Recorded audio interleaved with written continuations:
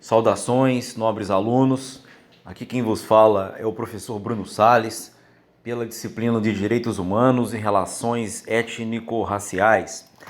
Mandei um vídeo para vocês do Saber Direito, é um canal do YouTube que pertence ao Supremo Tribunal Federal e é um curso sobre direitos humanos, curso muito bom inclusive, que conta com 4 aulas, aula boa, didática, interativa e lecionada por uma professora que é sumidade no ramo, ok? Entretanto, é necessário que eu também mande um vídeo meu, de minha própria autoria, mesmo o outro sendo muito bom.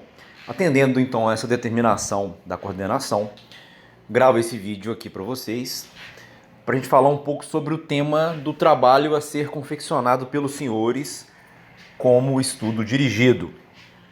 Vamos lá. O julgamento de Nuremberg, que é um evento muito importante, muito famoso, relativo a fatos históricos relacionados a direitos humanos, com o princípio do juiz natural, ou a vedação do juízo ou tribunal de exceção. A nossa Constituição, ela consagra o princípio do juiz natural e ao mesmo tempo que rechaça a ideia do juízo ou tribunal de exceção. Isso é previsto na Constituição de forma implícita e de forma expressa. De forma expressa em 2 dispositivos. No primeiro, que diz que ninguém será julgado ou sentenciado por autoridade competente, e o outro que diz que não haverá juízo, e não juiz, preste atenção para a nomenclatura, não haverá juízo ou tribunal de exceção. E de forma implícita, quando a Constituição diz que o devido processo legal deverá ser observado, e dentro do processo legal estão diversas garantias de natureza processual, dentre tantas, a proibição do juízo ou tribunal de exceção. No que consiste, então, basicamente, o tribunal ou juízo de exceção? Consiste em a autoridade judiciária a julgar qualquer caso deve estar previamente definida, ou seja, a definição de competência ela deve ser antes do fato a ser julgado. Porque, caso contrário, nós estamos escolhendo quem vai julgar o quê. Nós estamos escolhendo um juiz para cada caso. Ou escolhendo cada caso para um juiz, como queiram. Não pode ser assim. Uma vez fixada a jurisdição, aquela competência se firma e não pode ser alterada. Porque, caso contrário, nós estamos trocando o juiz de acordo com a nossa vontade. Isso não é possível. Imagine na distribuição. Você distribui, você tem 5 juízes da vara civil e você sabe a opinião de cada um sobre um tema polêmico. Você distribui, caiu no juiz que você não quer, você pede para trocar, não pode. E às vezes isso já foi feito de forma reflexa, ok? Isso já foi feito de forma escamoteada. Como assim?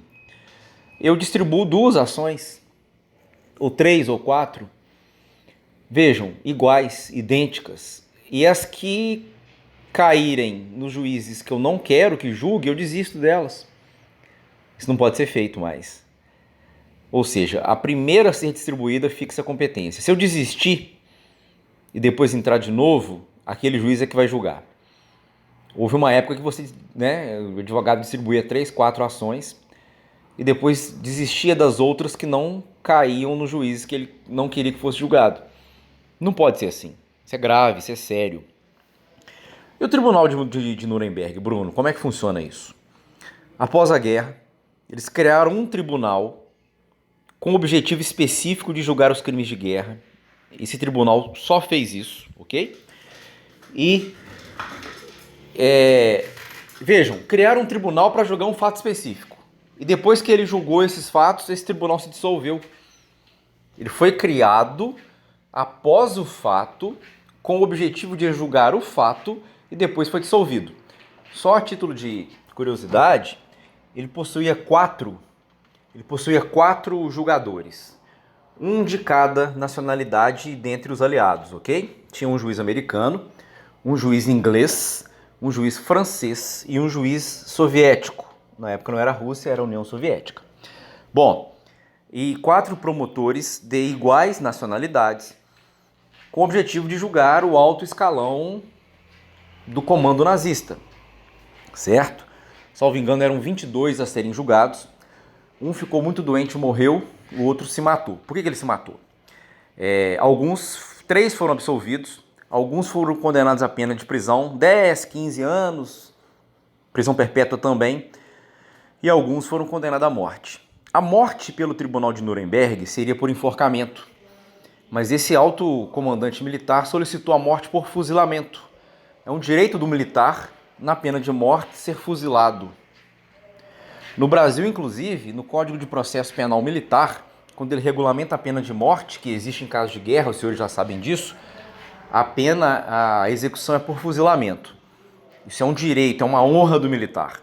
Ele requereu o direito de ser morto por fuzilamento, foi negado, certo? E nisso ele se matou antes. Já que é assim, não vou dar a vocês esse prazer, ele se matou na prisão.